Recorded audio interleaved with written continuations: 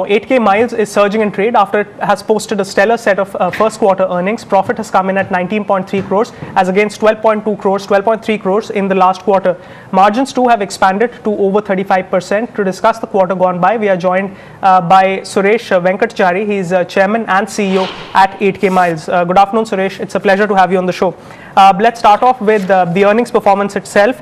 The EBITDA margin has gone up by 500 basis points, and the EBITDA in absolute terms is also up by around 10 crores. What are the key drivers in this quarter? Okay, there are a few drivers actually. Our cloud transformation business in the large pharma account is growing significantly, and also we have added people in the the last quarter of 2016. That people are actually in the project right now. So those billings are added to the growth of the company. We normally do about 34-35% margin, EBITDA margin, and this quarter we achieved 35.40% actually. So that is the main reason actually. Right. About the client addition in this quarter, can you take us through that?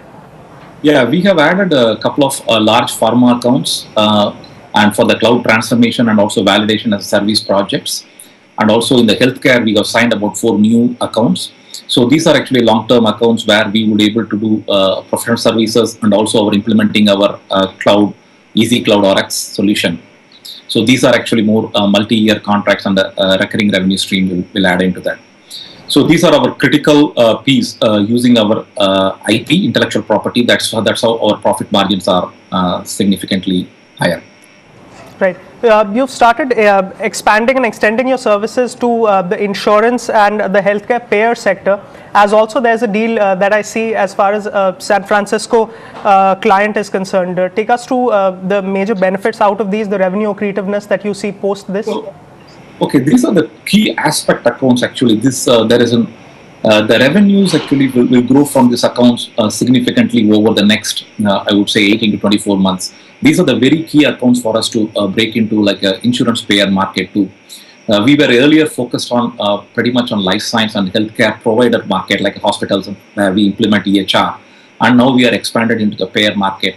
So these are actually will help us to accelerate additional customers and additional revenue stream. And these are one of the first few wins we have made, and we are also really focusing our efforts to increase our bandwidth in the BFSI sector too. Right.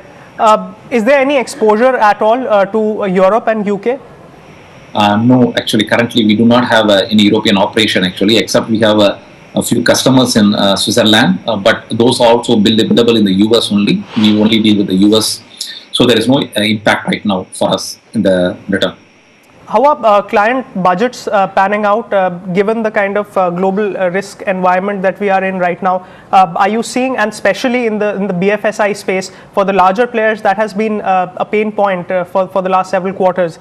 How are client budgets panning out? Are you seeing any wind downs, any big clients who have expressed some bit of apprehension? It is not. We have not come across.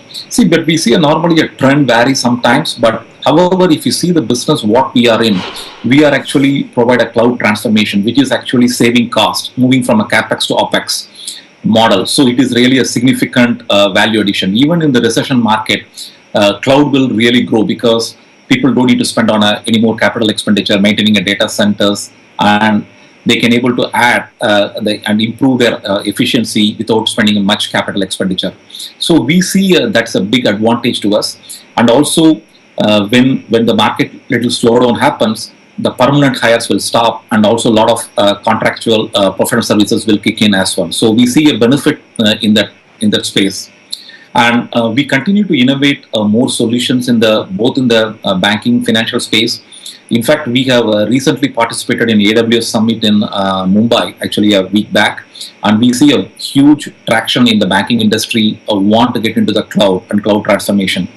And we provide a security and compliance, and that is one of our key aspects, like how we handle for healthcare HIPAA, for our life science GXP. Same thing we do for like a PCI and all compliance for the financial industry too. So we see a great opportunity in that. However, we have to wait for the whole overall market because sometimes sentiments plays, but we see a great opportunity as a company where our innovation and our solutions play a huge role in terms of our growth, future growth. About the Microsoft and IBM partnerships that you have notified in Canada, take us through the details and the modalities of this, and will this be revenue accretive, or is it just a tie-up? So what happens is actually, see, we have a partnership with like Amazon, Microsoft, and IBM. These are the three key partners where most of our revenue significantly comes from. So currently we handle these accounts actually only in the US, and even to service Canada we have to use our US master service agreement. But now they also expanded into Canada, which will help us to reach more number of customers in Canada, because we will able to leverage our partners like Microsoft and IBM's salespeople into leverage into our solutions to go to market. So we will see definitely a big opportunity and growth in the next probably I would say the next 2 to 3 quarters. We can able to see a good addition of revenue coming from Canadian market. Okay. In terms of the bigger chunk of clients, any of them that are on the anvil going ahead in the next 1 or 2 quarters, any big clients added to the account that you're expecting? No, actually we are growing in significantly in some of the major accounts. Actually, we won one of the large pharma account in last year, actually October, and that account has been significantly growing. And also there is another pharma customer where we see big opportunities growing in our big data services and also in security services. So we see opportunities in the space what we operate, and as we build more services revolve around this, we see a great growth. So that's the reason. One of the reason we continue to invest in our innovation in IP products, and also look at acquisitions actually which can able to add us quickly into more number of customers where we can offer long-term cloud transformation solution. All right, and before we let you go, are margins expected to be maintained at levels of close to 35% for the coming year? What are your projections or internal targets?